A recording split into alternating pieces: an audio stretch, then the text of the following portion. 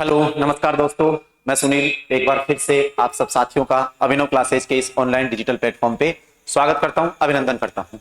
दोस्तों हम बात कर चुके थे संविधान सभा की, लगभग बातें हम कर चुके हैं और आज संविधान सभा के लगभग लास्ट फेज की बात मैं कर रहा हूं। आज लगभग लगभग फिनिशिंग की तरफ है ये चैप्टर और आज या तो इस सेशन में या फिर अगर कुछ रहा तो फिर मैं उसको अगले सेशन में समेट दूंगा संविधान सभा को। लेकिन ज्यादा जल्दबाजी हम करेंगे नहीं, हम आराम से उसे उसी फ्लो में पढ़ना चाहते हैं जिस फ्लो में आप उसे सीख सकें। तो उस कड़ी में आज मैं फिर एक बार सामने हूं आपके। संविधान सभा की जो लास्ट चर्चा हमने फिनिश की थी वो फिनिश की थी दोस्तों कि जो संविधान सभा थी और संविधान जो बनकर तैयार हुआ था 26 नवंबर 1949 को, उसे 26 जनवरी 1950 को लागू क्यों किया गया, इसकी बात हमने की थी लास्ट सेशन में। आज मैं बात करना चाहता हूं उससे आगे। दो क्वेश्चन है, आपको अच्छे से पता है कि 26 नवंबर 1949 को भारत का संविधान बनकर तैयार हो गया। भारत का संविधान बनकर तैयार हो गया। ये बात जहां तक मैं जानता हूं हर बच्चा, एक एक बच्चा जानता है कि 26 नवंबर 1949 को भारत का संविधान बनकर तैयार हो गया। और आप ये भी जानते हैं कि 26 जनवरी 1950 भारत का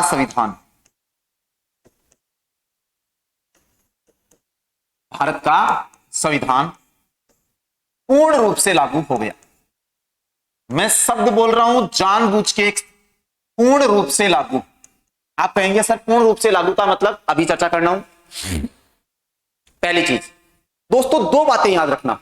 अगर आपसे क्वेश्चन क्रिएट किया जाए, आपसे पूछा जाए कि भारत का संविधान कब लागू हुआ, उसमें कुछ ना दे, आंशिक रूप से, पूर्ण रूप से, आपका उत्तर आएगा सीधा 26 जनवरी 1950। क्या आएगा दोस्तों? 26 जनवरी 1950।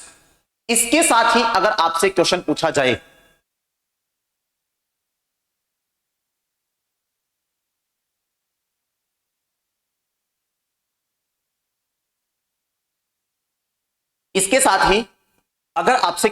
जाए कि भारतीय संविधान आंशिक रूप से कब लागू हुआ, तो दोस्तों आपका उत्तर आएगा 26 नवंबर 1949।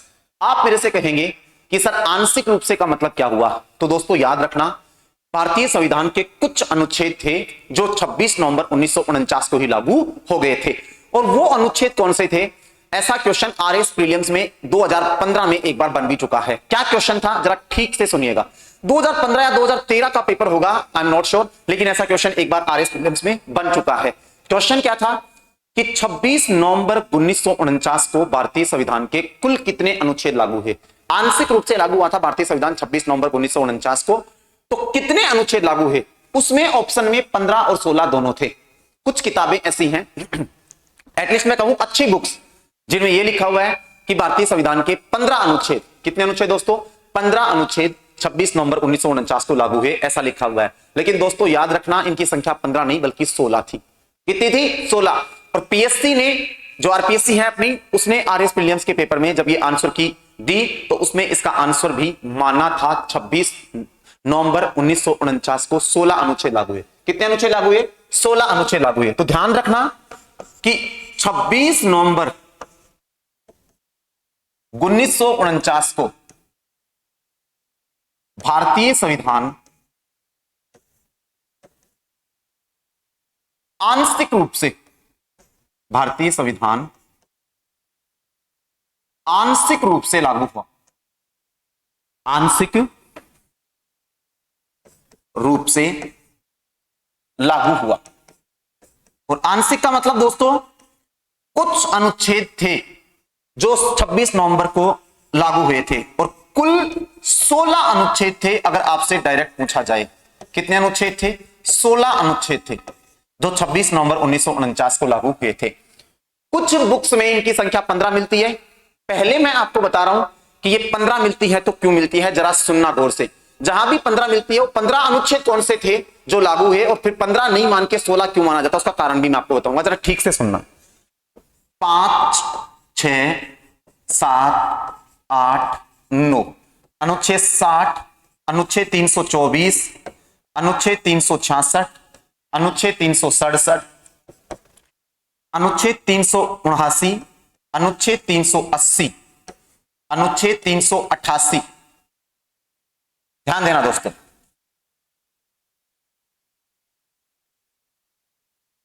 देखिए अनुच्छेद 391, अनुच्छेद 392 और अनुच्छेद 393। दोस्तों ध्यान देना, आपके सामने मैंने काउंट कीजिए 15 अनुच्छेद लिख दिए हैं। 5, 6, 7, 8, 9, 60, 324, 366, 367, 379, 380, 388, 391, 392, 393।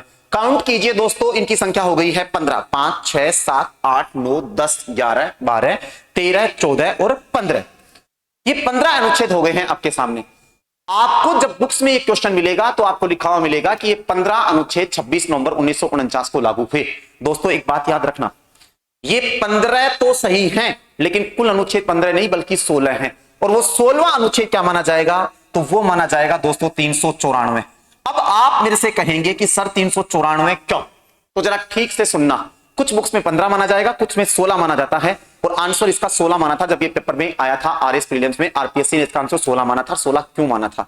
दोस्तों एक सिंपल सा क्वेश्चन है, मैं आपसे कहूं कि ये बात कहां लिखी हुई है कि ये 15 अनुच्छेद लागू है? कौन से 15? 5 से लेकर के 393 तक वाले जो मैंने लिखे हैं बीच बीच के। ये बात लिखी हुई है आर्टिकल 394 में। और दोस्तों ध्यान से सुनना, आर्टिकल 394 में क्या लिखा हुआ है? आर्टिकल 394 में लिखा हुआ है, पहले मैं इंग्लिश में बोल रहा हूं फिर मैं हिंदी में बोल रहा हूं, ध्यान से सुनना। दिस आर्टिकल, देखो 394 की बात कर रहा हूं मैं, 394 में लिखा हुआ है, क्या लैंग्वेज है? This article and the article. फिर लिखा हुआ है इसके आगे 5, 6, 7, ये सारे अनुच्छेद लिखे हुए हैं 15 के 15। दोबारा रिपीट कर रहा हूं, सुनना। This article and the article, फिर 5 से लेकर के 6, 7 और ये 393 तक, यहां तक लिखा हुआ है। This article and the article shall come into force at once, तुरंत प्रभाव से लागू होंगे। Shall come into force at once and the remaining provision of the constitution, and the remaining provision of the constitution shall come into force on 26 of January 1950। और शेष संविधान के प्रावधान 26 जनवरी 1950 से लागू होंगे, ऐसा लिखा हुआ है अनुच्छेद 394 में। हिंदी में बात करूं तो मैं ये कहूंगा कि अनुच्छेद 394 में लिखा हुआ है कि यह अनुच्छेद और अनुच्छेद, फिर इनके नाम 15 के, तुरंत प्रभाव से लागू होंगे या तुरंत प्रवर्त होंगे, तुरंत लागू होंगे, एवं संविधान के शेष प्रावधान 26 जनवरी 1950 से लागू होंगे, ऐसा अनुच्छेद 394 में लिखा हुआ है। अब दोस्तों आप मुझे ये बताइए, जब खुद 394 में यह लिखा हुआ है कि यह अनुच्छेद और ये 15 अनुच्छेद तुरंत प्रभाव से लागू होंगे या तुरंत प्रवर्त होंगे, तो पहले 394 लागू होगा तभी तो ये 15 लागू होंगे। इसलिए इनकी संख्या दोस्तों याद रहे, 15 नहीं बल्कि 16 मानी जाती है। पेपर में जब ये प्रश्न आया तो इसका उत्तर भी 16 माना गया था। इस बात को बहुत अच्छे से ध्यान रखना है, क्योंकि अनुच्छेद 394 में ऐसी लैंग्वेज साफ लिखी हुई है। अब मैं एक नया क्वेश्चन और जनरेट कर देता हूं। एक तो ये याद रखना है कि भारतीय संविधान के कुल 16 अनुच्छेद 26 नवंबर 1949 को लागू हुए थे, या मैं कह दूं कि भारतीय संविधान आंशिक रूप से 26 नवंबर 1949 को लागू हुआ था। और एक बात और कह दूं, इन अनुच्छेदों का संबंध जो मैंने बोले हैं आपके सामने ये 16 किससे है? तो नागरिकता, निर्वाचन, अंतरिम संसद से संबंधित कुछ अस्थायी और संक्रमणशील तत्व है। आपको ऐसा भी पूछा जा सकता है कि जो 26 नवंबर 1949 को भारतीय संविधान के कुल 16 अनुच्छेद लागू हुए थे, उनका संबंध किससे था? तो आप जानते हैं कि 5 से लेकर के और 9 तक का संबंध सीधा किससे था? तो आपको पता है नागरिकता से। अनुच्छेद 60 का संबंध आपको पता है सीधा राष्ट्रपति की शपथ से था। 324 निर्वाचन आयोग से, 366, 67, फिर इनकी बात करते हैं 379, 80, आपको अच्छे से पता है दोस्तों। 379 की बात मैंने कल ही की थी आपके सामने, अंतरिम संसद से बात कर रहा था। किसकी बात कर रहा था? अंतरिम संसद। शॉर्टकट में मैं कहूं तो मैं ये कह सकता हूं कि इन 16 अनुच्छेदों का संबंध था नागरिकता, निर्वाचन, अंतरिम संसद। अंतरिम संसद में कल पिछले वाले वीडियो में आपको बता चुका हूं। नागरिकता, निर्वाचन, अंतरिम संसद से संबंधित कुछ अस्थायी एवं संक्रमणशील तत्व 26 नवंबर 1949 को ही लागू हो गए थे। ये बात आपको याद रखनी है, और इस 394 को तो आप विशेष याद रख लेना। अब मैं एक बात और बोल रहा हूं, हो सकता है मे बी कि आपसे एक ऐसा क्वेश्चन और पूछ लिया जाए। कैसा, जरा ठीक से सुनना। पहली चीज, अनुच्छेद 379 की चर्चा मैंने की थी, अंतरिम संसद, उसी से जोड़कर आपको एक बहुत प्यारा सा क्वेश्चन पूछ सकता है कि अंतरिम संसद का उल्लेख तो 379 देना है आपको, कल मैंने बताया था। एक बात और याद रखे दोस्तों, आपसे यह भी पूछा जा सकता है कि भारतीय संविधान 26 जनवरी 1950 को लागू हुआ, यह बात भी कहां लिखी हुई है, तो 394 ही आंसर देना है, क्योंकि कहा ना एंड द रिमेनिंग प्रोविजन कि शेष भारतीय संविधान के प्रावधान 26 जनवरी 1950 से लागू होंगे। तो संविधान 26 जनवरी 1950 को लागू हुआ, यह बात भी एटलीस्ट 394 में है। और यह बात भी 394 में है कि 15 अनुच्छेद लागू हुए थे, जो ये बात भी कौन से में है, 394 में है कि एक तो 394 श्रम और बाकी शेष बचे हुए 15, 5, 6, 7, 8 ये सारे मैंने बताए। जो अभी आपको ये प्रश्न आपको तैयार रखना है, बहुत अच्छे तरीके से आपको इसको क्लियर कर लेना है। ये बात बहुत बार पेपर में पूछी जा चुकी है। ये था मोटा मोटा मैं ये कहूं तो लगभग संविधान सभा लगभग अपने अंतिम स्टेज में आ चुकी है, लगभग कंप्लीट हो चुकी है। अब मैं कुछ महत्वपूर्ण और बिंदु हैं जिनके ऊपर भी आपका ध्यान आकर्षित करना चाहता हूं। विशेष तथ्य ध्यान देना, कुछ विशेष तथ्य हैं संविधान सभा के, उनकी तरफ भी मैं आपका ध्यान आकर्षित करना चाहूंगा। ध्यान देना, ये विशेष तथ्यों से कई बार प्रश्न आए हैं, ध्यान देना जरा। अगर आपसे पूछा जाए संविधान सभा में, आजकल फैक्ट के प्रश्न पर ज्यादा कंसंट्रेशन है एग्जामिनर का, इसलिए मैं विशेष ले रहा हूं इनको। संविधान सभा में कुल महिलाएं, आपसे सीधा क्वेश्चन पूछा जा सकता है, पूछा भी जा चुका है, तो ध्यान देना। संविधान सभा में कुल महिलाओं की संख्या थी 15। कितनी थी दोस्तों? 15। सीधा पूछेगा संविधान सभा में कुल महिलाएं कितनी थी? 15। लेकिन याद रहे, आपसे प्रश्न पूछ ले, ये प्रश्न अभी राजस्थान में एक एग्जाम में आया है। संविधान सभा की पहली बैठक, संविधान सभा की पहली बैठक में कितनी महिला सदस्यों ने भाग लिया? कितनी महिलाएं थी?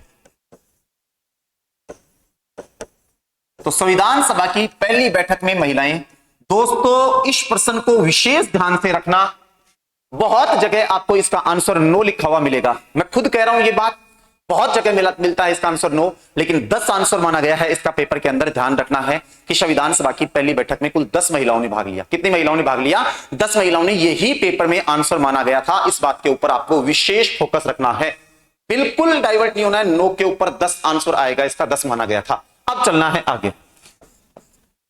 एकमात्र मुस्लिम महिला, संविधान सभा में एकमात्र मुस्लिम महिला, यह प्रश्न भी आया हुआ है पेपर में, यह भी पूछा गया है कि एकमात्र मुस्लिम महिला। तो ध्यान देना दोस्तों, संविधान सभा में एकमात्र मुस्लिम महिला थी बेगम एयाज रसूल। क्या नाम था? बेगम एयाज रसूल। कई जगह इसका नाम मिलता है बेगम एजाज रसूल, कंफ्यूज नहीं होना है, ठीक है। ये उच्चारण की त्रुटि है, स्पेलिंग एरर है इसमें। कई बार अमेरिकन इंग्लिश और ब्रिटिश इंग्लिश अलग अलग चलती है, तो मैं उच्चारण की दृष्टि से अलग अलग उच्चारण कर देते हैं अपन। बेगम एयाज रसूल आ जाए, एजाज रसूल आ जाए, एक ही बात है, ध्यान रखना। ये एकमात्र मुस्लिम महिला थी संविधान सभा में, एकमात्र मुस्लिम महिला थी बेगम एयाज रसूल, ध्यान रखना है इस बात का। अब मैं चल रहा हूं आगे दोस्तों, ध्यान देना।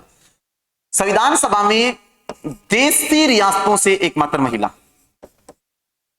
ध्यान देना भाई, देशी रियासतों से एकमात्र महिला।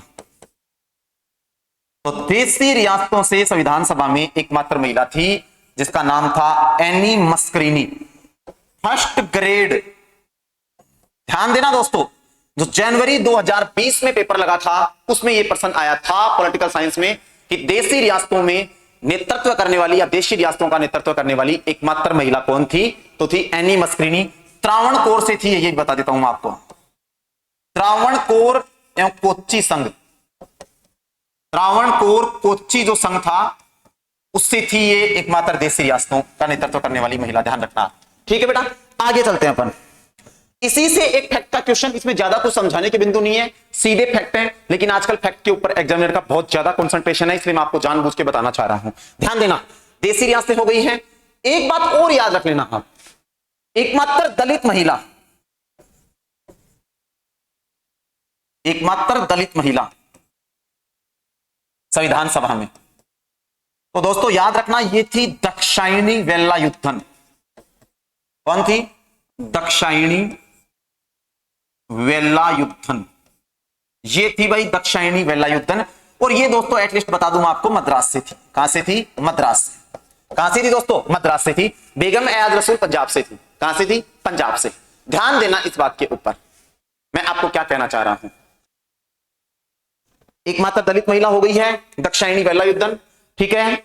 देसी रियासतों से एकमात्र महिला हो गई है एनी मस्करिनी, जो त्रावणकोर एवं कोची संघ से थी। कहां से थी दोस्तों? त्रावणकोर एवं कोची संघ से थी। अब मैं बात करना चाहता हूं दोस्तों थोड़ी आगे। बेगम एयाद रसूल आपको मैंने बता ही दिया है, और देसी रियासतों से एकमात्र महिला एनी मस्करिनी हो गया है, और दलित महिला हो गया है दाक्षायणी वेलायुद्धन। इन तीन फैक्ट के प्रश्नों को भी आपको ध्यान में रखना है। ये महिलाओं की स्थिति थी संविधान सभा में, इस बात को आपको अच्छे से ध्यान रखना है। एक मैं आपको पहले ही बता चुका हूं कि संविधान सभा की जो प्रथम समिति थी, नियम समिति, उसमें एकमात्र महिला सदस्य थी जी दुर्गाबाई। कौन थी? जी दुर्गाबाई। ठीक है बेटा, इस बात को भी ध्यान रखना है। आगे बात करते हैं और क्या क्या क्वेश्चन हो सकते हैं फैक्ट के। ध्यान देना जरा, एक प्रश्न में और बना देता हूं यहां से। संविधान सभा में जो सर्वाधिक सदस्य, ध्यान देना, संविधान सभा में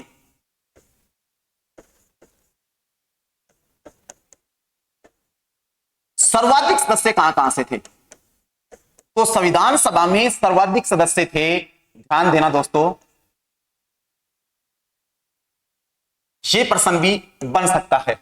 तो संविधान सभा में सर्वाधिक सदस्य थे, अगर ब्रिटिश प्रांतों की बात करूं 11 प्रांत थे, तो संयुक्त प्रांत से थे 55। कितने थे? 55। ध्यान देना भाई, 55 सदस्य थे। सेकंड नंबर पे देखें तो मद्रास से थे 49 सदस्य। मद्रास से कितने थे? 49 सदस्य थे। ये प्रश्न भी देख लेना आप एक बार, क्योंकि फैक्ट के प्रश्न है, कई बार सीधे पुटअप होते हैं। और देसी रियासतों की बात करूं, ये तो गई है बात ब्रिटिश प्रांतों की, तो ध्यान देना, देसी रियासतों की चर्चा की जाए, देसी रियासतों की, तो देसी रियासतों में ध्यान रखना है, सबसे ज्यादा थे 7 सदस्य मैसूर से। कहां से थे? मैसूर से। मैसूर से थे 7 सदस्य। कितने थे? 7 सदस्य मैसूर से थे। और सेकंड नंबर पे देखा जाए तो त्रावणकोर, जो मैंने अभी, वर्तमान में कर्नाटक में पड़ता है, कर्नाटक वाले क्षेत्र में पड़ता है त्रावणकोर, यहां से थे 6 सदस्य। कितने थे बेटा? 6 सदस्य। ये बात भी आपको ध्यान रखनी है। ये फैक्ट के प्रश्न है जो सीधे ही बनेंगे आपके, कि सर्वाधिक, संविधान सभा में सर्वाधिक प्रतिनिधित्व किस देशी रियासत का था? तो मैसूर का था 7। और ब्रिटिश प्रांतों की बात करूं तो 55 सदस्य थे। कहां से थे? संयुक्त प्रांत से। कहां से थे बेटा? संयुक्त प्रांत से। ये कुछ फैक्ट के प्रश्न और हैं आपके सामने। अब मैं बात करना चाहता हूं थोड़ी सी आगे, कुछ और फैक्ट के प्रश्नों पे जरा ध्यान दीजिए सामने। मैं फिर से रिपीट कर दूं आपके सामने, इसमें समझाने के बिंदु कम है, तथ्य हमेशा रटे जाते हैं ज्यादातर।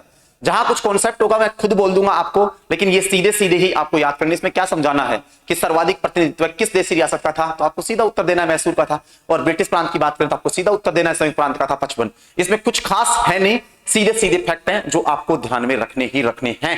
इसमें कोई शंका, कोई संदेह नहीं होना चाहिए। अब मैं बात कर रहा हूं आगे।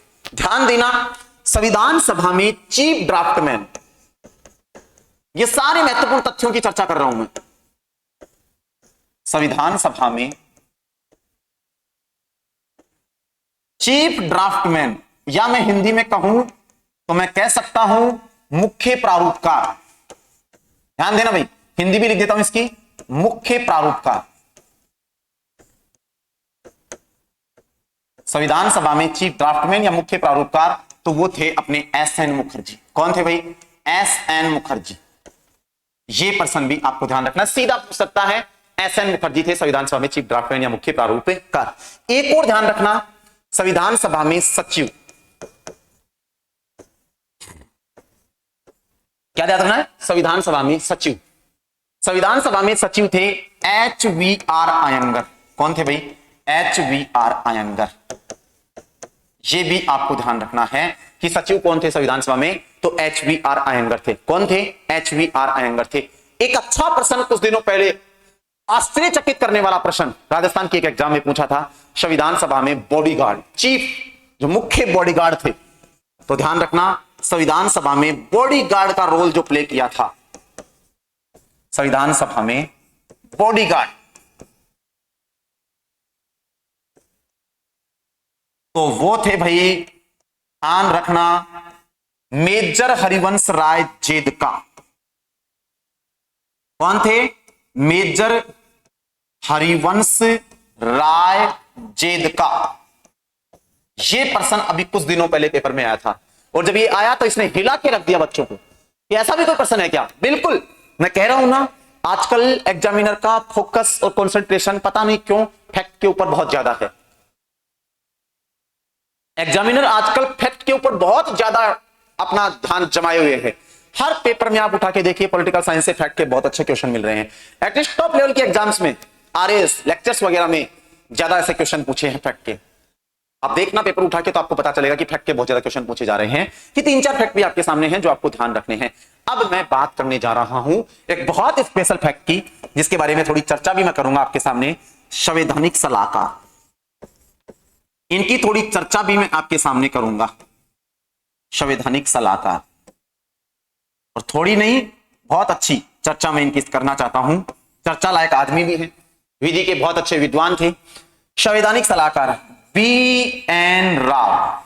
पूरा नाम याद रखने की कोई आवश्यकता है नहीं, बता देता हूं नॉलेज के लिए, कुछ बच्चों की जिज्ञासा रहती है जानने की। बेनेगल नरसिंह राव। क्या नाम था? बेनेगल नरसिंह राव, BN राव। ध्यान देना मेरी बात पे। एक बहुत आश्चर्यजनक बात बता रहा हूं आपको, बच्चे विश्वास नहीं करते हैं, ध्यान रखना। BN राव संविधान सभा के सदस्य नहीं थे। ये बहुत अच्छा प्रश्न आपको मैं बता रहा हूं, ये संविधान सभा के सदस्य नहीं थे, ध्यान रखना इस बात को।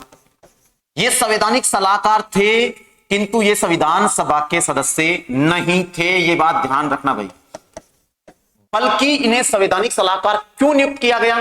तो इन्हें संवैधानिक सलाहकार नियुक्त करने के पीछे एक बहुत बड़ा रीजन था, वो ये था, बहुत अच्छे विधि के ज्ञानी थे। बात को ध्यान से सुनना, बहुत अच्छे विधि के जानकार थे, विधि के बहुत अच्छे जानकार थे BN राव। और BN राव एक ICS अधिकारी के रूप में, किस अधिकारी के रूप में? एक ICS अधिकारी थे, ये ध्यान रख लेना। तो एक ICS अधिकारी के रूप में सेवाएं दे चुके थे, तो प्रशासन का भी अच्छा नॉलेज इनके पास था, न केवल विधि का बल्कि प्रशासन का भी एक बहुत अच्छा नॉलेज इनके पास था। तो विधि का अर्थात कानून का एक अच्छा ज्ञान, एक अच्छे विद्वान थे, और प्रशासन का भी एक बहुत अच्छा नॉलेज था। और एटलीस्ट एक बात और कह दूं आपको, ब्रह्मा, जिसका वर्तमान नाम आप म्यांमार पढ़ते हैं, म्यांमार के संविधान निर्माण में भी इनका एक बहुत अच्छा योगदान था। और संविधान का अच्छा ज्ञान होने के कारण, विधि के अच्छे ज्ञानी होने के कारण, बहुत अच्छे विधिवेता होने के कारण, और प्रशासनिक अनुभव इनके पास था, ये ICS अधिकारी के रूप में ब्रिटेन और अमेरिका जैसे देशों में सेवाएं दे चुके थे, इसलिए इनको संवैधानिक सलाहकार बनाया गया। याद रहे, फिर रिपीट कर रहा हूं, BN राव संविधान सभा के सदस्य नहीं थे। क्या बोल रहा हूं मैं? BN राव संविधान सभा के सदस्य नहीं थे। इस बात को आपको विशेष रूप से ध्यान रखना है।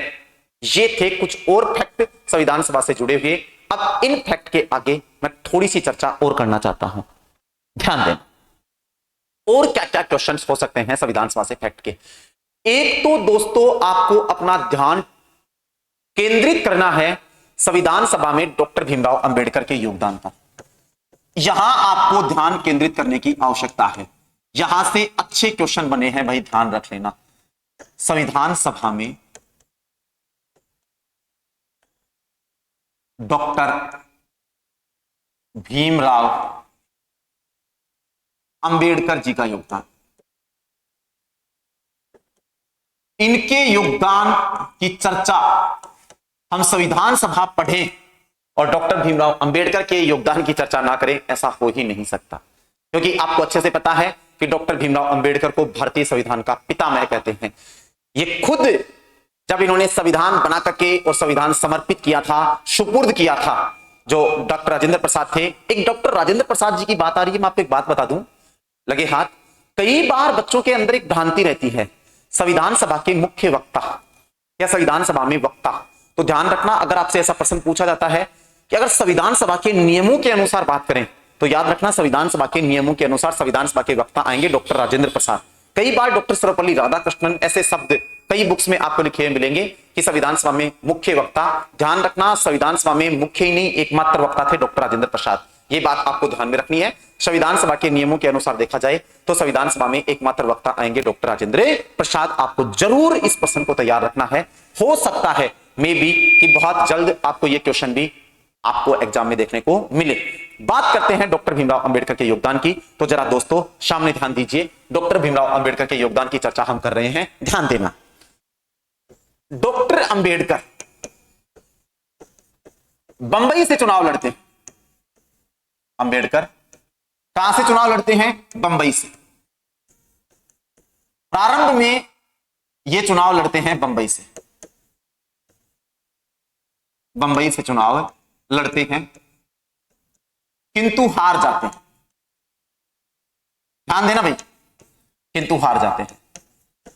ठीक है, डॉक्टर अंबेडकर ने संविधान सभा के लिए चुनाव लड़ा था बंबई से और ये चुनाव हार गए थे। याद रहे जब ये बंबई से चुनाव हारे तो इन्होंने हिम्मत नहीं हारी और इन्होंने जैसुर कुलना बंगाल के, ध्यान देना भाई, किंतु इसके बाद बंगाल का एक निर्वाचन क्षेत्र था, बंगाल के जैसुर कुलना, इसको जरूर याद रखना भैया, इसका नाम जरूर याद रखना, पेपर में पूछा गया है। जैसुर कुलना, बंगाल के जैसुर कुलना से चुनाव लड़ते हैं, जैसुर कुलना से चुनाव लड़ते हैं और जीतते हैं, लड़ते हैं एवं जीतते हैं। और एक बात और याद रखना, मैं आपको बता दूं विशेष, जब ये बंगाल के जैसुर कुलना से चुनाव लड़के जीतते हैं तो मुस्लिम लीग पार्टी ने इनकी अच्छी सहायता की थी चुनाव के अंदर। ध्यान रखना, मुस्लिम लीग पार्टी की सहायता से ये चुनाव जीते थे। डॉक्टर अंबेडकर चुनाव जीते थे मुस्लिम लीग पार्टी की सहायता से बंगाल के जैसुर कुलना से। लगे हाथ, एक बात दिमाग में आ रही है, एक अच्छा सा क्वेश्चन मेरे दिमाग में घूमते घूमते आ गया है, चाहता हूं बता दूं। साइमन कमीशन का समर्थन किया था डॉक्टर भीमराव अंबेडकर ने, ध्यान रख लेना।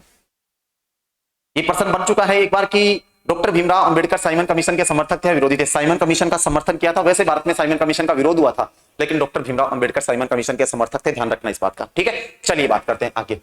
एक और चीज, एक और बात बता दूं, लगे हाथ, विरोध की बात आई है, समर्थन की बात आई है। डॉक्टर भीमराव अंबेडकर पंचायती राज के समर्थक नहीं थे। संविधान सभा में पंचायती राज की जब चर्चा हुई थी तो डॉक्टर भीमराव अंबेडकर ने उसका विरोध किया था, ध्यान रखना। पंचायती राज के भी समर्थक नहीं थे डॉक्टर भीमराव अंबेडकर। उसके पीछे बहुत से लॉजिक है, जो कभी एक्स्ट्रा क्लास लेने का मौका मिलेगा, डॉक्टर अंबेडकर के ऊपर कुछ एक्स्ट्रा स्पीच का मौका मिला तो उस दिन अपन इसको जरूर कवर करेंगे, क्योंकि बहुत सी बातें हैं, सारी बातें मैं यहां बता नहीं सकता। चलते हैं आगे, पॉइंट टू पॉइंट। जीतते हैं, लेकिन विभाजन के बाद, ध्यान रखना भाई, विभाजन जब हुआ भारत का, विभाजन के बाद यह क्षेत्र पाकिस्तान चला गया। आपको यह बात ध्यान रखनी है, यह क्षेत्र कहां चला गया? पाकिस्तान, पाकिस्तान चला गया।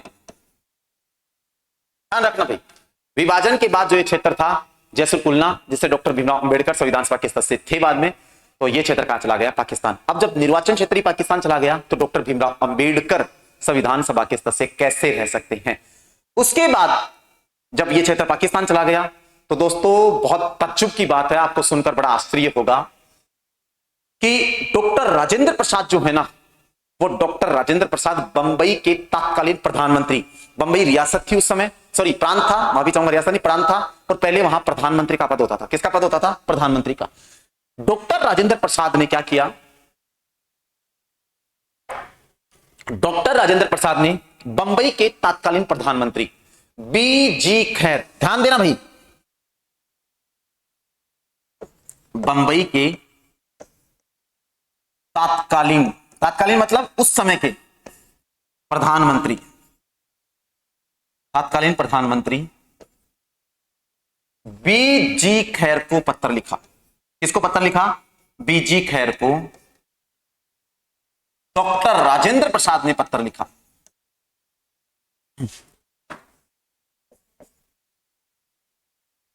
राजेंद्र प्रसाद ने पत्र लिखा, और क्या लिखा पत्र में? कि डॉक्टर अंबेडकर को संविधान सभा का सदस्य बनाया जाए। डॉक्टर भीमराव अंबेडकर को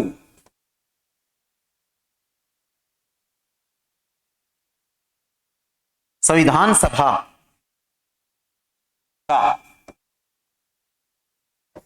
सदस्य बनाया जाए। ध्यान देना, बिल्कुल ध्यान रखना इस बात को, ये बहुत अच्छा क्वेश्चन है। खुद बंबई के तत्कालीन प्रधानमंत्री बीजी खैर को खुद डॉक्टर राजेंद्र प्रसाद ने पत्र लिखा कि डॉक्टर अंबेडकर को संविधान सभा का सदस्य बनाया जाए। और इसके बाद क्या हुआ, जब ये पत्र लिखा तो इसके बाद बंबई प्रेसिडेंसी की एक सीट थी पूना। कौन सी सीट थी दोस्तों? पूना। मैं बोल के आपको बता रहा हूं, पैनल पे मैं लिख नहीं रहा हूं, इस चीज को आप नोट डाउन करना कि बंबई प्रेसिडेंसी की एक सीट थी पूना सीट। कौन सी? पूना, जिसे हम पुणे के नाम से जानते हैं आज। इस पूना सीट से एम आर जैकर, कौन थे दोस्तों?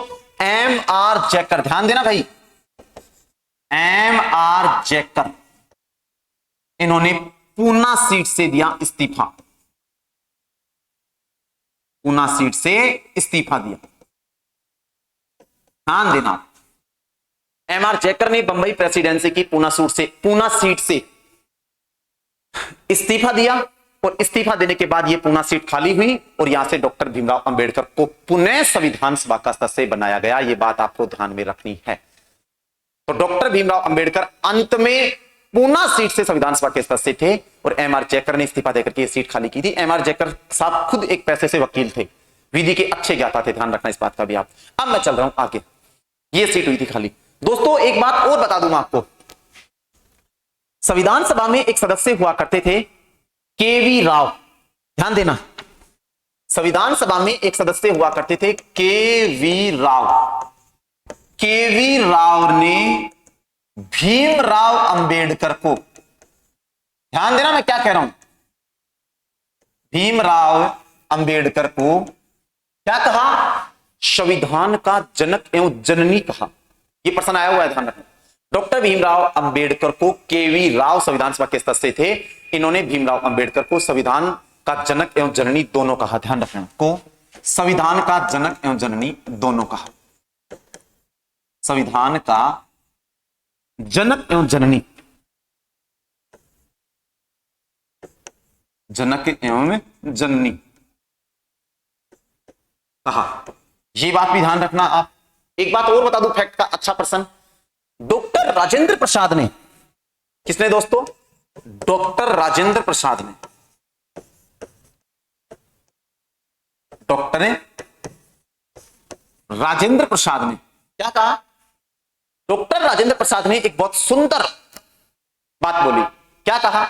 बोले जिस प्रकार एक जहाज को चलाने के लिए, जिस प्रकार एक जहाज को चलाने के लिए, ध्यान देना मेरी बात पे, कि जिस प्रकार एक जहाज को चलाने के लिए एक पायलट की आवश्यकता होती है। किसकी आवश्यकता होती है? एक पायलट की आवश्यकता होती है जहाज को चलाने के लिए। उसी प्रकार डॉक्टर भीमराव अंबेडकर संविधान सभा रूपी जो ये जहाज है, इसमें दक्ष पायलट के समान थे।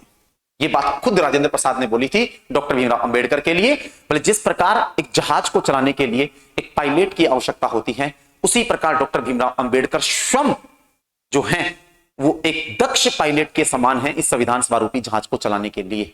ये कहा था डॉक्टर राजेंद्र प्रसाद ने। क्या कहा? जिस प्रकार एक जहाज को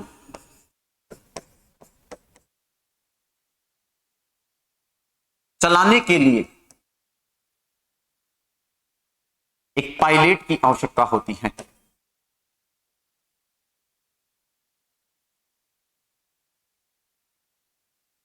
ये बहुत सुंदर टिप्पणियां मैं बोल रहा हूं, ध्यान रखना। बहुत अच्छे प्रश्न बने यहां से, की आवश्यकता होती है। उसी प्रकार डॉक्टर अंबेडकर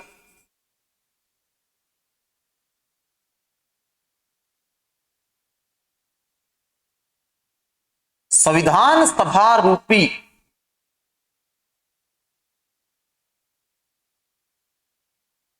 इस जहाज, संविधान सभा रूपी इस जहाज में दक्ष स्किल्ड पायलट के समान है, पायलट के समान है। ये बात खुद डॉक्टर राजेंद्र प्रसाद ने बोली थी। एक बात और कह दूं, राजेंद्र प्रसाद ने एटलीस्ट ये भी कहा था, संविधान सभा के एक सदस्य ने ये पूछा डॉक्टर राजेंद्र प्रसाद से कि अध्यक्ष महोदय आपने संविधान सभा में अध्यक्ष पद पर रहते हुए बहुत से अच्छे कार्य किए हैं। तो इस अध्यक्ष पद पर रहते हुए आपने जो अच्छे कार्य किए हैं, अगर आपसे कोई ये पूछा जाए कि उन सब अच्छे कार्यों में आपका सर्वश्रेष्ठ कार्य कौन सा था, जो सब में श्रेष्ठ हो, तो डॉक्टर राजेंद्र प्रसाद ने बहुत शानदार जवाब दिया। उन्होंने कहा कि अध्यक्ष पद पर रहते हुए मैंने जो सारे कार्य किए हैं, अगर मेरे से इनमें सर्वश्रेष्ठ कार्य पूछा जाए तो मैं जवाब दूंगा कि मैंने प्रारूप समिति का अध्यक्ष डॉक्टर भीमराव अंबेडकर को बनाया। ये मेरा सर्वश्रेष्ठ कार्य था, ये मैं सर्वश्रेष्ठ कार्य मानता हूं मेरा। ये बात खुद राजेंद्र प्रसाद ने कही, ध्यान रखना। ये था दोस्तों छोटा सा, ज्यादा नहीं कहूंगा अभी, ध्यान रख लेना, ये छोटा सा योगदान मैंने बताया है अभी आपको। बहुत बड़ा योगदान है डॉक्टर भीमराव अंबेडकर का, संविधान सभा में बहुत बड़ा योगदान है। इसीलिए तो उन्हें संविधान का पितामह कहते हैं, आधुनिक भारत का मन्नू कहते हैं, दलितों का मसीहा कहते हैं। ध्यान रख लेना, ये सारे नाम उन्हीं के हैं, ठीक है। लेकिन ज्यादा चर्चा चूंकि यहां मैं कर नहीं सकता, लेकिन क्योंकि संविधान सभा के अकॉर्डिंग इतनी ही चर्चा अपने को करनी है। अगर स्पेशल डॉक्टर भीमराव अंबेडकर के योगदान की बात की जाए, जैसे सेकंड ग्रेड में अलग से एक टॉपिक है कि डॉक्टर भीमराव अंबेडकर का योगदान, तो वहां बहुत डिटेल में चर्चा हो सकती है। एटलीस्ट मैं एक बात और बता दूं, डॉक्टर भीमराव अंबेडकर इतने दूरदर्शी थे, आपको सुनकर ताज्जुब होगा कि उन्होंने 1940 में ही बुक लिख दी थी, जब कोई सोच भी नहीं सकता था कि पाकिस्तान बनेगा। 1940 में कह दिया था थॉट्स ऑन पाकिस्तान। ये बात याद रख लेना आप। एक पुस्तक है थॉट्स ऑन पाकिस्तान, ये पुस्तक डॉक्टर भीमराव अंबेडकर ने लिख दी थी 1940 में ही। 40 में कह दिया था पाकिस्तान बनेगा, इतने दूरदर्शी थे वो। थॉट्स ऑन पाकिस्तान बुक लिखी थी उन्होंने 1940 में ही। ये बात आपको याद रखनी है, ये बात आपको ध्यान में रखनी है। ये बहुत अच्छा क्वेश्चन हो सकता है। चलिए दोस्तों, ये था डॉक्टर भीमराव अंबेडकर का योगदान। मैं लिख देता हूं यहां पे thoughts on Pakistan, thoughts on Pakistan. ये बुक उन्होंने 1940 में ही लिख दी थी, थॉट्स ऑन पाकिस्तान 1940। इसके द्वारा, डॉक्टर भीमराव अंबेडकर के द्वारा। ये था छोटा सा योगदान डॉक्टर भीमराव अंबेडकर का। मैंने छोटा सा योगदान ही बताया अभी आपको ना, योगदान बहुत लंबा चौड़ा था, लेकिन छोटा सा बताया मैंने आपको, क्योंकि आपके अकॉर्डिंग इतना एनफ है। It's more than enough for you. चलिए बात करते हैं आगे, जो कॉम्पिटिटिव एग्जाम्स की तैयारी आप कर रहे हैं उसके अकॉर्डिंग ये सफिशिएंट है। अलग से टॉपिक आएगा सेकंड ग्रेड में है, फर्स्ट पेपर में, डॉक्टर भीमराव अंबेडकर का योगदान, तो उसके अंदर थोड़ी डिटेल से अपन और चर्चा कर लेंगे। अब अपन बात करना चाहते हैं दोस्तों थोड़ी सी आगे, इसके बाद इस टॉपिक को अपन कैरी कर रहे हैं थोड़ा सा आगे, ध्यान देना। ये तो हो गया है डॉक्टर भीमराव अंबेडकर का संविधान सभा में योगदान। अब और चर्चाएं थोड़ी सी मैं आपको बताऊं, संविधान सभा में थोड़ी चर्चाएं करें। डॉक्टर भीमराव अंबेडकर जो संविधान सभा में बोले थे, ध्यान रखना, संविधान बनकर तैयार हुआ था 26 नवंबर 1949 को। कब तैयार हुआ था दोस्तों? 26 नवंबर 1949 को। डॉक्टर भीमराव अंबेडकर संविधान सभा में 25 नवंबर 1949 को बोले थे, ये याद रखना। ये प्रश्न आया हुआ है 49 को डॉक्टर अंबेडकर संविधान सभा में बोले। डॉक्टर अंबेडकर संविधान सभा में बोले थे, मतलब उन्होंने अपना वक्तव्य रखा था संविधान सभा में। कब? तो 25 नवंबर 1949 को। और उन्होंने 3-4 बातें जो मेन है मैं आपको बता रहा हूं। क्या क्या कहा? एक तो याद रखना, कुल 60 लाख शब्द बोले गए थे संविधान सभा में। आप नोट डाउन कर लेना, इस बात को मैं आपको बता रहा हूं। कुल 60 लाख शब्द बोले गए थे, उनमें से सबसे ज्यादा शब्द संविधान सभा में 2,68,000 शब्द। ध्यान रख लेना भाई, कुल 2,68,000 शब्द। ये बात बहुत इंपॉर्टेंट है, मैं बोल रहा हूं आपको। संविधान सभा में सर्वाधिक 2,68,000 शब्द, सर्वाधिक 2,68,000 शब्द, 68,000 शब्द अकेले डॉक्टर भीमराव अंबेडकर ने बोले थे। शब्द डॉक्टर अंबेडकर द्वारा बोले गए, ये भी ध्यान रखना, द्वारा बोले गए। डॉक्टर अंबेडकर द्वारा बोले गए थे 2,68,000 शब्द संविधान सभा में। कुल 60 लाख शब्द थे, जिनमें से 2,68,000 शब्द। कुल मैं लिख दूं, कुल 60 लाख शब्द बोले गए, शब्द बोले गए। ये ध्यान रखना भैया, ठीक है। और सेकंड नंबर पे सर्वाधिक शब्द बोले थे पंडित जवाहरलाल नेहरू ने 70,000 के आसपास। कितने हजार के आसपास? 70,000 के आसपास सेकंड नंबर पे। और सर्वाधिक थे 2,68,000 डॉक्टर भीमराव अंबेडकर के। 25 नवंबर 1949 को बोले थे डॉक्टर अंबेडकर संविधान सभा में। और क्या बोले, उनके भाषण के कुछ अंश मैं आपके सामने रख रहा हूं, जरा ठीक से सुनिएगा। उन्होंने कहा करिश्माई नेतृत्व लोकतंत्र के लिए खतरा होगा। ये बात देखो जो आज आप देख रहे हैं, आपने देखा इटली और जर्मनी जो तबाह हुए, इटली और जर्मनी के तबाह होने का कारण था करिश्माई नेतृत्व। आपको अच्छे से पता है जर्मनी का चांसलर बना था हिटलर और इटली मुसोलिनी, इनको बर्बाद किया तानाशाही शासन व्यवस्था ने दोनों ही देशों को, जो सुपर पावर हुआ करती थी उस समय। तो करिश्माई नेतृत्व ने ही बर्बाद किया था इन दो देशों को। करिश्माई नेतृत्व लोकतंत्र के लिए खतरा, ये बात डॉक्टर अंबेडकर ने बोली थी, ध्यान रख लेना। लोकतंत्र के लिए खतरा, के लिए खतरा है। डॉक्टर भीमराव अंबेडकर ने बोल दी थी ये बात कि करिश्माई नेतृत्व है, नायक पूजा बोल सकता हूं मैं, वीर पूजा बोल सकता हूं मैं, नायक पूजा, वीर पूजा, करिश्माई नेतृत्व है, लोकतंत्र के लिए खतरा है। ये डॉक्टर भीमराव अंबेडकर ने बोली थी बात 25 नवंबर 1949 को। और उन्होंने ये भी कहा था कि कोई भी संविधान अच्छा या बुरा नहीं होता। ये प्रश्न आ सकता है सीधा, कोई भी संविधान अच्छा या बुरा नहीं होता, संविधान को संचालित करने वाले लोगों पर निर्भर करता है कि वो संविधान अच्छा होगा या बुरा होगा। ये बात भी डॉक्टर भीमराव अंबेडकर ने बोली थी 25 नवंबर को कि कोई संविधान अच्छा या बुरा नहीं होता, संविधान का संचालन करने वाले लोगों पर निर्भर करता है कि वो संविधान अच्छा होगा या बुरा। ये बात भी डॉक्टर भीमराव अंबेडकर ने बोली थी। एटलीस्ट एक बात और बता दूं, आइवर जेनिंग्स का नाम आपने सुना होगा, बहुत बार सुना होगा आइवर जेनिंग्स। आइवर जेनिंग्स ने भारतीय संविधान की आलोचना की थी। अभी मैं आलोचना पढ़ाऊंगा संविधान सभा की, उदार का थैला या उदार की बोरी कहकर के। आइवर जेनिंग्स ने संविधान सभा की आलोचना की थी उदार का थैला या उदार की बोरी कहकर। डॉक्टर भीमराव अंबेडकर ने इसका जवाब दिया था। कट कॉपी पेस्ट, कुछ लोगों ने संविधान को कट कॉपी पेस्ट कहा था कि बहुत, भाई आपको अच्छे से पता है कि 60 देशों के, ये भी याद रखना आप, लगभग 60 देशों के 60 की बात कर रहा हूं, लगभग 60 देशों के संविधानों का अवलोकन किया था संविधान निर्माताओं ने। उसके बाद भारत के संविधान का निर्माण हुआ था और बहुत से प्रावधान भारतीय संविधान में विदेशों से लिए गए हैं। मौलिक अधिकार हैं अमेरिका से, नीति निर्देशक तत्व हैं आयरलैंड से, मूल कर्तव्य हैं, हालांकि बाद में लिए गए मूल कर्तव्य रूस से 42वें संविधान संशोधन के तहत। तो कुछ चीजें हैं, बहुत सारी चीजें, संसदीय शासन प्रणाली है, नागरिकता है, ये बहुत सी चीजें हैं। तो भारतीय संविधान को कट कॉपी पेस्ट कहकर उसकी आलोचना की जाती है।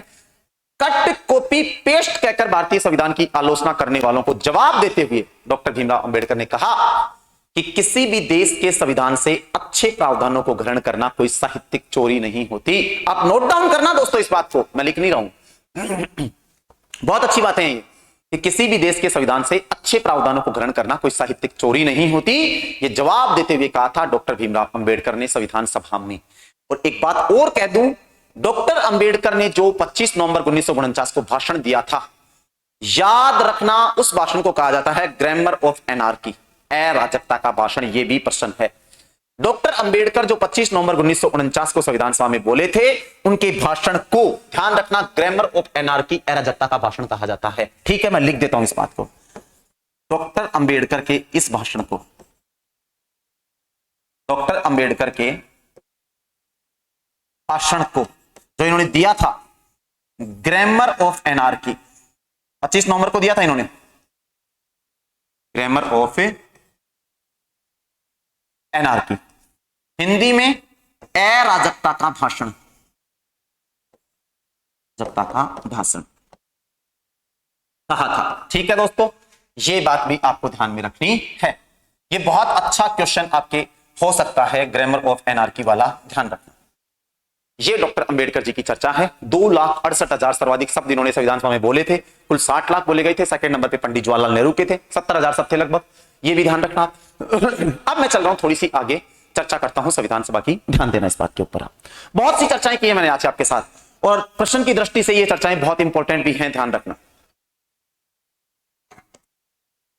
इस बात को भी आपको ध्यान में रखना है कि ये चर्चाएं आपके बहुत इंपॉर्टेंट रोल प्ले करने वाली हैं। ठीक है दोस्तों, ध्यान दीजिएगा।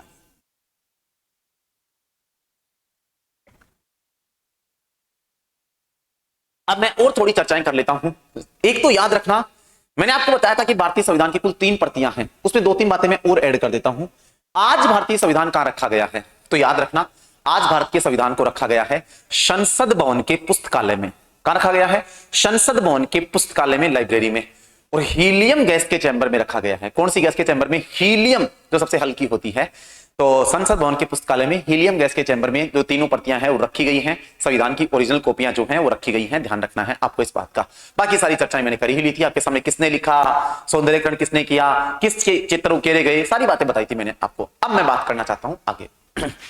लगभग मैं ये कहूं कि संविधान सभा का काम लगभग हो चुका है, पूरा बना दिया है हमने भारत के संविधान को। ध्यान रखना, कैसे बना था बातें कर ली हमने। अब मैं थोड़ी सी आलोचना कर लेता हूं, थोड़ी सी आलोचना बता देता हूं आपको। संविधान सभा की आलोचनाएं जो की गई हैं वो आलोचनाएं मैं आपको बता देता हूं। ध्यान रखें, ध्यान दीजिए। संविधान सभा की आलोचना, संविधान सभा की आलोचना। Granville, Austin, Churchill, Ivor Jennings, इन विद्वानों ने की है भाई आलोचना। आइवर जेनिंग्स और ग्रेनविल ऑस्टिन तो बहुत अच्छे विधिवेता हैं। एटलीस्ट ग्रेनविल ऑस्टिन तो विधिवेता ही नहीं, एक अमेरिकन साहित्यकार भी हैं और इन्होंने बहुत शानदार बुक लिखी है भारतीय संविधान के ऊपर। अभी बताऊंगा मैं आपको, ध्यान देना आगे। पहली आलोचना आइवर जेनिंग्स ने की। ब्रिटेन के हैं ये, आइवर जेनिंग्स। एटलीस्ट एक बात बता दूं आपको, जब भारतीय संविधान का निर्माण हो रहा था तो आइवर जेनिंग्स इस समय कहां थे? श्रीलंका में एक विश्वविद्यालय हुआ करता था, सिलोन। उस समय, आज नहीं है, आज तो इसके टुकड़े करके कई विश्वविद्यालय बना दिए हैं। श्रीलंका में एक विश्वविद्यालय था सिलोन, उसमें कुलाधिपति हुआ करते थे उस समय आइवर जेनिंग्स साहब। आइवर जेनिंग्स ने संविधान को कहा है वकीलों का स्वर्ग। सीधी आलोचना लिख रहा हूं, ध्यान रखना, नाम और आलोचना, वकीलों का स्वर्ग। एक तो यह आलोचना की है और इन्होंने कहा है उधार का थैला। क्या कहा है? उधार का थैला। कई जगह उधार की बोरी भी लिखा हुआ मिल जाता है, कोई दिक्कत वाली बात नहीं है। उधार का थैला या उधार की बोरी, मैं अभी बता भी चुका हूं कि इसका जवाब भी दिया था डॉक्टर अंबेडकर ने कि किसी भी देश के संविधान से अच्छे प्रावधानों को ग्रहण करना कोई साहित्यिक चोरी नहीं होती। चलते हैं आगे, चर्चिल की चर्चा कर लेते हैं थोड़ी सी। चर्चिल सेकेंड वर्ल्ड वॉर के दौरान प्रधानमंत्री थे ब्रिटेन के, और जो संविधान सभा की पहली बैठक बताई थी मैंने आपको 9 दिसंबर 1946 को, उस 9 दिसंबर 1946 वाली बैठक को चर्चिल ने पता क्या कहा था? बिना दुल्हन की बारात। ध्यान रखना भाई, ये प्रश्न भी बहुत इंपॉर्टेंट है। संविधान सभा की जो पहली बैठक थी 9 दिसंबर 1946, उसको चर्चिल ने बिना दुल्हन की बारात कहा था। ये बात ध्यान रखना, क्या कहा था? बिना दुल्हन की बारात। ठीक है, चलते हैं। क्या कहा था चर्चिल ने? एक जाति या समुदाय का निकाय, एक जाति या समुदाय का निकाय। ये चर्चिल ने आलोचना की थी, एक जाति या समुदाय का निकाय। किसकी? संविधान सभा की। ठीक है, बात करते हैं। और चर्चिल हो गया है, ये थोड़ा विवादास्पद है, जॉन साइमन वाला। ध्यान देना, कुछ जगह लिखा हुआ मिलता है लॉर्ड विस्काउंट, हिंदुओं का निकाय। क्या भाई? हिंदुओं का निकाय। अच्छी किताबें हैं, लक्ष्मीकांत जैसे हैं।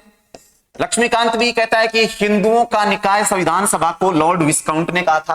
मैं दोनों के नाम लिख देता हूं आपके यहां, लॉर्ड विस्काउंट। जॉन साइमन भी मिलता है कई जगह मिलता है लॉर्ड विस्काउंट, विस्काउंट। ध्यान रखना आपकी बात। अब चर्चा ग्रेनविल ऑस्टिन की। ग्रेनविल ऑस्टिन बहुत अच्छे विद्वान आदमी, अमेरिका के इतिहासकार थे, विधिवेता भी हैं, इतिहासकार भी हैं, अमेरिका के हैं। इन्होंने क्या कहा?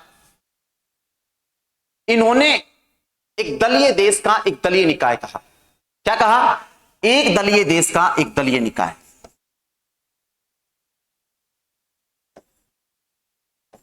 देश का एक दलीय निकाय कि संविधान सभा जो है वो एक दलीय देश का एक दलीय निकाय है। और इसी में आगे इन्होंने कहा कि जहां सभा ही कांग्रेस है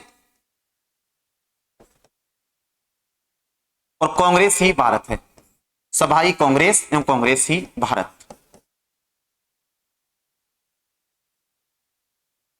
ये इन्होंने कहा, सभा ही कांग्रेस और कांग्रेस ही भारत। ये कहा इन्होंने ग्रेनविल ऑस्टिन साहब ने कि एक दलीय देश का एक दलीय निकाय है जहां सभा ही कांग्रेस है, मतलब कांग्रेस ही है सभा में पूरी, और कांग्रेसी क्या है? भारत है। और एक बात मैं आपको बता दूं आलोचना के बाद, आप इसको तो देख ही लीजिए, मैं आपको एक बहुत बढ़िया बात बता दूं। ग्रेनविल ऑस्टिन ने एक बहुत सुंदर किताब लिखी थी भारतीय संविधान पर, ग्रेनविल ऑस्टिन की पुस्तक, ध्यान देना भाई। और बता दूं मैं आपको, ग्रेनविल ऑस्टिन की इस पुस्तक के लिए ग्रेनविल ऑस्टिन को भारत सरकार द्वारा पद्मश्री पुरस्कार दिया गया था। और अगर आपसे किसी दिन यह पूछ लिया जाए कि भारतीय संविधान की सबसे सुंदर व्याख्या करने वाला विदेशी इतिहासकार, भारतीय संविधान की सबसे सुंदर व्याख्या करने वाला विदेशी इतिहासकार, तो वो ग्रेनविल ऑस्टिन ही था, ध्यान रख लेना। भारतीय संविधान की सबसे सुंदर व्याख्या करने वाला विदेशी इतिहासकार पूछे तो ग्रेनविल ऑस्टिन ही उत्तर आएगा, ध्यान रखना। इन्होंने एक पुस्तक लिखी थी भारतीय संविधान पर, हालांकि पुस्तक और भी थी लेकिन सबसे इंपॉर्टेंट यही है, इंग्लिश और हिंदी दोनों में याद रखना, Indian constitution.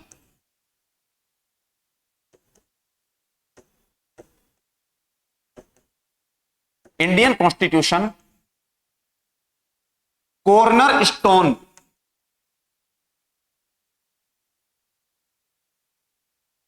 Of the nation. English में, हिंदी में बात करें तो हिंदी में भी लिख देता हूं,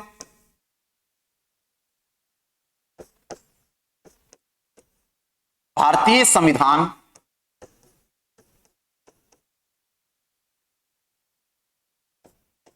राष्ट्र की आधारशिला,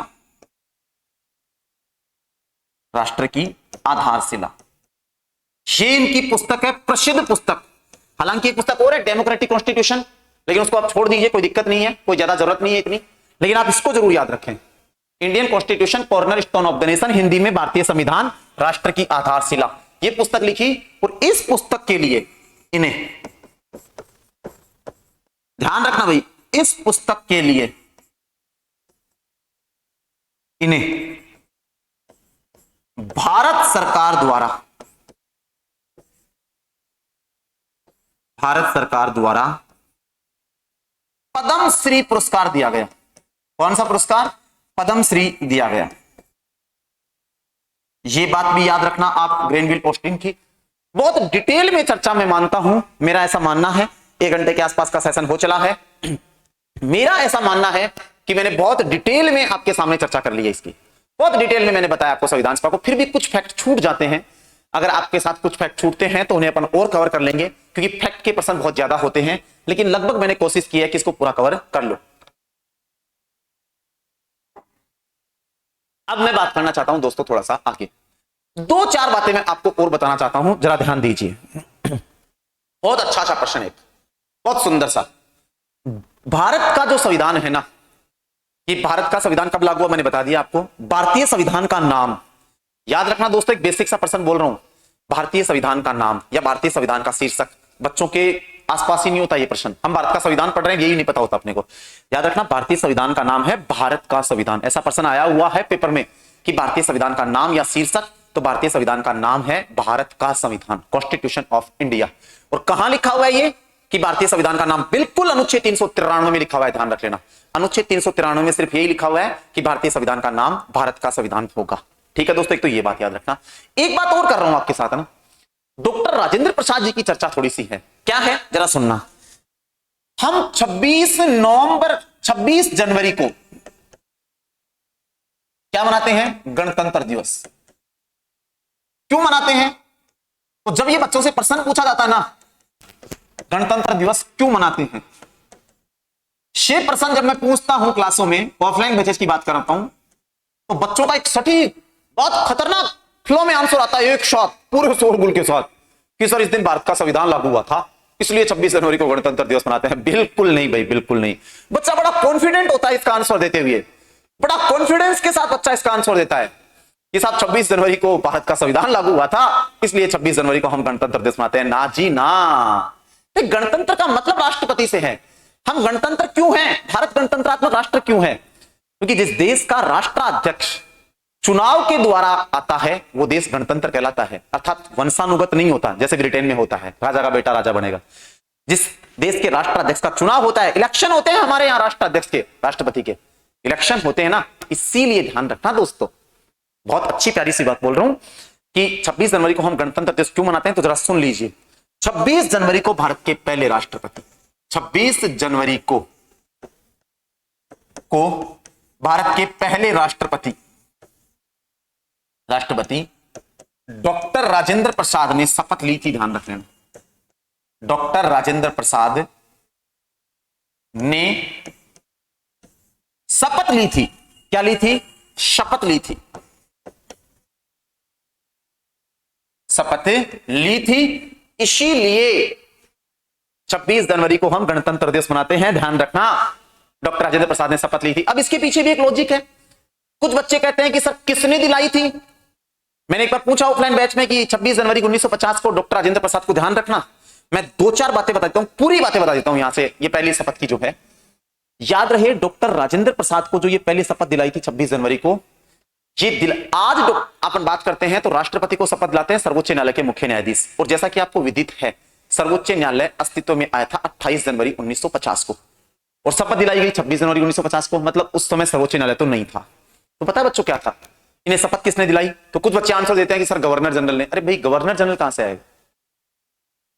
ध्यान रखना, इसका आंसर आएगा जो सुप्रीम कोर्ट बना था ना 28 जनवरी 1950 को, तो सुप्रीम कोर्ट कोई नई संस्था नहीं थी। आप इस बात का भी ध्यान रखना, सर्वोच्च न्यायालय कोई नई संस्था नहीं थी कि कोई ऊपर से टपक के आई थी अचानक। संघीय न्यायालय हुआ करता था पहले, फेडरल कोर्ट। पहले एक संस्था हुआ करती थी फेडरल कोर्ट। किस नाम से? फेडरल कोर्ट के नाम से। ये जो फेडरल कोर्ट था ना, जो 1937 में स्थापित हुआ था, जब मैं आपको अधिनियम पढ़ाऊंगा 1935 का, उसमें बताऊंगा मैं आपको 1935 के अधिनियम के तहत 1 अक्टूबर 1937 को स्थापित हुआ था फेडरल कोर्ट। इस फेडरल कोर्ट में, ध्यान रखना मेरी बात का, फेडरल कोर्ट मतलब हिंदी में संघीय न्यायालय। संघीय न्यायालय ही सर्वोच्च न्यायालय का रूप लेगा आगे जाकर के। ध्यान रखना आप ये बात, कोई नई संस्था नहीं थी सर्वोच्च न्यायालय। फेडरल कोर्ट चला रहा था 37 से लेकर के 50 तक। 27 जनवरी 1950 तक फेडरल कोर्ट था। 28 जनवरी 1950 को इस फेडरल कोर्ट को ही सर्वोच्च न्यायालय का नाम दे दिया गया। ये बहुत गजब का प्रश्न बता रहा हूं मैं आपको। फेडरल कोर्ट कोई नई संस्था नहीं है, फेडरल कोर्ट ही सर्वोच्च न्यायालय बनेगा आगे जाकर के। 28 जनवरी 1950 को फेडरल कोर्ट मतलब संघीय न्यायालय को ही सर्वोच्च न्यायालय बना दिया। तो उस समय फेडरल कोर्ट था 27 जनवरी तक। तो 26 जनवरी 1950 को जो ये शपथ दिलाई थी ना डॉक्टर राजेंद्र प्रसाद को राष्ट्रपति पद की, ये उस समय फेडरल कोर्ट के तत्कालीन मुख्य न्यायाधीश, जैसे आपको पता है सर्वोच्च न्यायालय के पहले मुख्य न्यायाधीश थे कौन? अब आप बोलेंगे सर हीरालाल जेकानिया। ना जी ना, हरिलाल जेकानिया है ये। That's not Hiralal, that's Harilal जयकुंदास कानिया नाम है इनका, शुद्ध नाम। ध्यान रख लेना, ये बहुत अच्छी बात बोल रहा हूं मैं कि फेडरल कोर्ट के जो तत्कालीन मुख्य न्यायाधीश थे, और ये फेडरल कोर्ट को ही सुप्रीम कोर्ट बनाया, तो फेडरल कोर्ट के ही मुख्य न्यायाधीश थे, उन्हीं को सुप्रीम कोर्ट का पहला मुख्य न्यायाधीश बना दिया था। फेडरल कोर्ट के उस समय मुख्य न्यायाधीश थे, जनवरी 1950 की बात करूं तो हरिलाल जयकुंदास कानिया, नोट हीरालाल, हरी बोल रहा हूं मैं, हरिलाल जयकुंदास कानिया थे। और इन हरिलाल जयकुंदास कानिया ने ही जो उस समय संघीय न्यायालय के मुख्य न्यायाधीश थे, 26 जनवरी 1950 को संघीय न्यायालय के तत्कालीन मुख्य न्यायाधीश हरिलाल जयकुंदास कानिया द्वारा ही राष्ट्रपति डॉक्टर राजेंद्र प्रसाद को शपथ दिलाई गई। ध्यान रख लेना ये बात आप, 26 जनवरी 1950 को। ठीक है दोस्तों, ये ध्यान रखना आप। अब मैं चल रहा हूं आगे। एक बात और याद रखना, कई बार बच्चे ये भी कंफ्यूज होते हैं कि सर इनका चुनाव कब हुआ था, डॉक्टर राजेंद्र प्रसाद का चुनाव हुआ था या नियुक्त हुए थे या मनोनीत हुए थे? तो ये भी ध्यान रखना, 26 जनवरी को ली थी इन्होंने शपथ, और इनके चुनाव डॉक्टर राजेंद्र प्रसाद, ध्यान रखना भाई, डॉक्टर राजेंद्र प्रसाद के चुनाव, राष्ट्रपति पद के चुनाव पहली बार 24 जनवरी 1950 को चुने गए थे। ध्यान रख लेना, बिल्कुल चुनाव हुए थे, निर्वाचित किए गए थे। ध्यान रख लेना, 24 जनवरी 1950 को। सीधा प्रश्न आ जाए, डॉक्टर राजेंद्र प्रसाद भारत के पहले राष्ट्रपति कब चुने गए? तो 24 जनवरी 1950 को चुने गए थे या निर्वाचित? दोनों ऑप्शन सही है। चुने गए बोल दूं, निर्वाचित बोल दूं, मनोनीत मत बोल देना, नियुक्त मत बोल देना। आप कहेंगे सर किसने किया? सभी संसद तो थी नहीं उस समय। तो ध्यान रखना, मैंने पहले ही कहा था लास्ट सेशन में कि संविधान सभा को ही अंतरिम संसद का दर्जा दिया गया था, और इस संविधान सभा ने ही अंतरिम संसद के रूप में कार्य करते हुए 24 जनवरी 1950 को भारत के पहले राष्ट्रपति डॉक्टर राजेंद्र प्रसाद का चुनाव किया।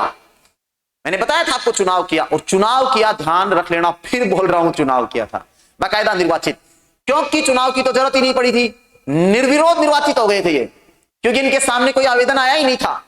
एक ही आवेदन आया था राष्ट्रपति पद के लिए डॉक्टर राजेंद्र प्रसाद का, जिसकी चर्चा मैं पहले ही कर चुका हूं, समर्थक और इनके जो क्या नाम है प्रस्तावक और समर्थक की, सरदार वल्लभ भाई पटेल थे इनके समर्थक।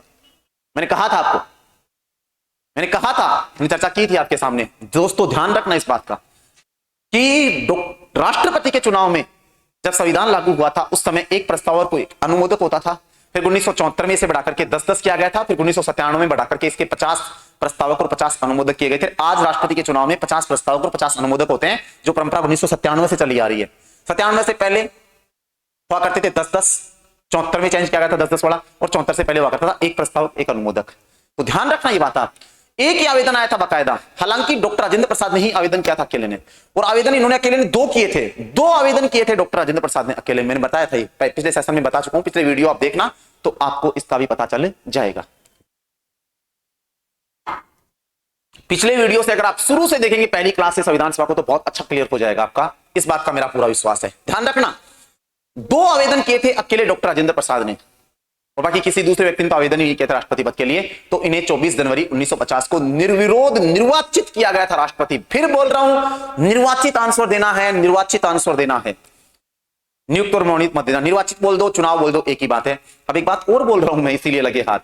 अगर किसी दिन प्रश्न आ जाए, बच्चा रट्टा मार के रखता है कि भारत के एकमात्र निर्विरोध निर्वाचित राष्ट्रपति, तो आप नीलम संजीव रेड्डी, बिल्कुल पहली प्रायोरिटी आप नीलम संजीव रेड्डी पे ही रखना, जो स्वतंत्र से 82 तक भारत के राष्ट्रपति रहे। लेकिन अगर ऑप्शन में नीलम संजीव रेड्डी ना आए कि भारत के निर्विरोध निर्वाचित राष्ट्रपति नीलम संजीव रेड्डी ऑप्शन में ना आए, तो ऑप्शन आप पिक कर लेना डॉक्टर राजेंद्र प्रसाद, क्योंकि 1950 को 24 जनवरी 1950 से और 26 जनवरी को शपथ ली थी।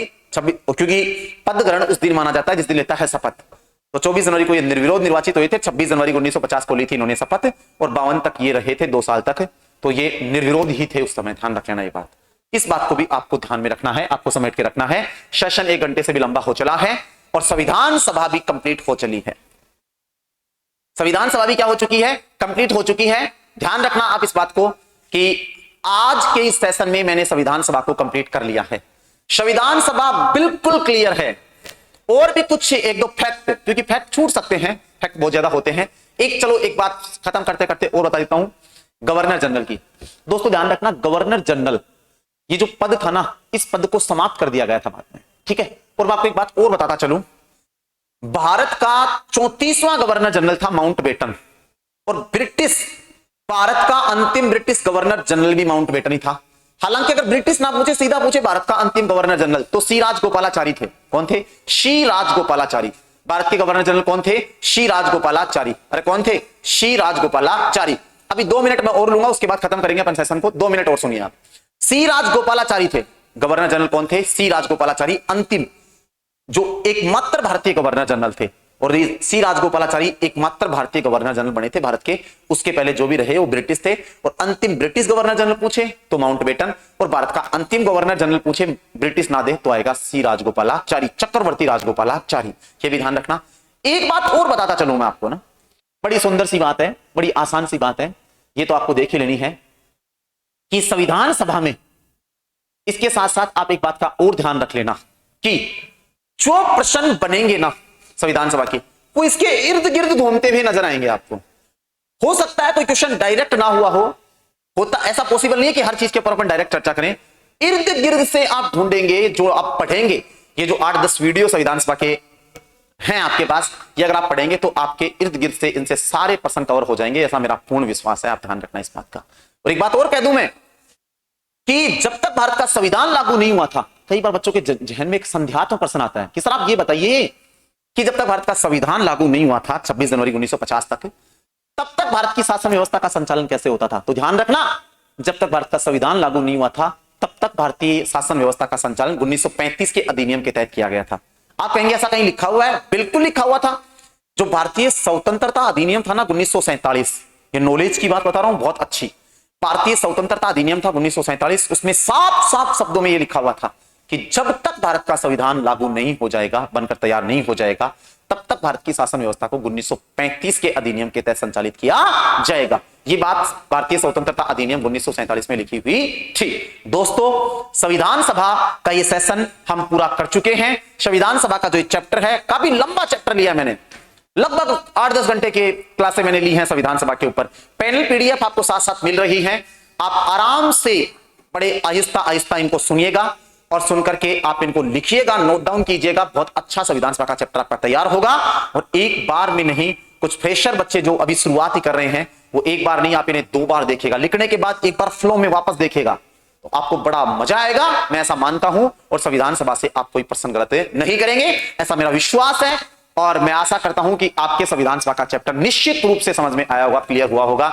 नेक्स्ट चैप्टर हम स्टार्ट करेंगे, अगला चैप्टर अपन बात करेंगे प्रस्तावना की, प्रियम्बल प्रस्तावना की मैं बात करना चाहूंगा, उद्देश्य की मैं बात करना चाहूंगा। आज के सेशन में दोस्तों इतना ही। लगे रहना, जमे रहना, तैयारी को जोरों पे रखना है, क्योंकि इस लक्षण तो हमें लेके रहना है। धन्यवाद दोस्तों।